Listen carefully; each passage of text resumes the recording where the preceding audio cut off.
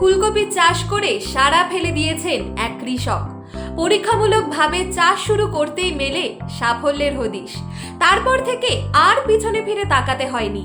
বাজারে নানা রঙের ফুলকপির কদর দিন দিন বাড়ছে। তাই প্রবল উৎসাহে রং বেরঙের ফুলকপি চাষে দিনরাত এক করে দিচ্ছেন কোলাঘাটের চাষি প্রমথনাথ মাঝি। পূর্ব মেদিনীপুরের কোলাঘাটের বৃন্দাবন চক গ্রামের বাসিন্দা প্রমথনাথ। ফুলকপির চাষ তার বহুদিনের নেশার মতো। বরাবরই নতুন নতুন চাষের প্রতি বিশেষ আগ্রহ রয়েছে প্রমথনাথ মাঝির। বিদেশি সবজি, ব্রকলি, চায়না টমেটো, ক্যাপসিকাম সহ বিভিন্ন সবজি তিনি বহু দিন ধরে চাষ করে চলেছেন। নতুন চাষবাস দীর্ঘদিনের নেশা বছর 55-এর এই চাষির। পরীক্ষামূলকভাবেই রঙিন ফুলকপির চাষ শুরু করেছিলেন তিনি, তাতেই কেল্লাফতে। এবছর 1000 রঙিন ফুলকপি চাষ করেছেন তিনি।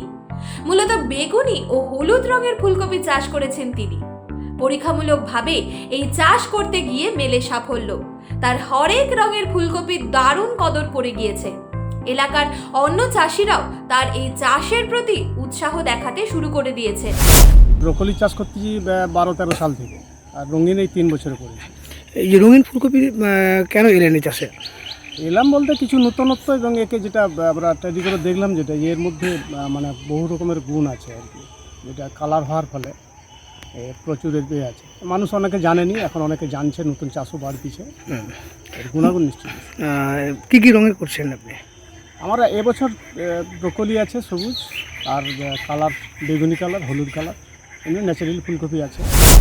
প্রথমে কিছুটা ভয় ভীতি থাকলেও বর্তমানে ফলন ও বাজারে চাহিদা ভালো থাকায় চিন্তা কেটেছে। এর পাশাপাশি বিক্রিও বেড়েছে। হরেক রঙের এই ফুলকপি কোলাঘাটের পার্শ্ববর্তী যশোরা, খুকুরদহ, দেউলিয়া ও কোলাঘাট বাজারেও বিক্রি করছে। ওই কৃষকের দাবি, বাজারেও যথেষ্টই চাহিদা রয়েছে রঙিন এই ফুলকপির। বর্তমানে গড়ে 40 টাকা কেজি দরে তিনি বিক্রি করছেন এই রঙিন ফুলকপি। প্রমথনাথ মাঝি আরও জানান, এই ফুলকপি চাষ করে তিনি রীতিমতোই খুশি। এলাকার অন্য চাষিরাও এই চাষ দেখে আগ্রহ প্রকাশ করছেন। আগামী বছর এই রঙিন ফুলকপির চাষ তিনি আরও বাড়াবেন বলে জানিয়েছেন। সব মিলিয়ে বৃন্দাবন চক গ্রামের এই কৃষকের নতুন চাষ সাড়া ফেলে দিয়েছে।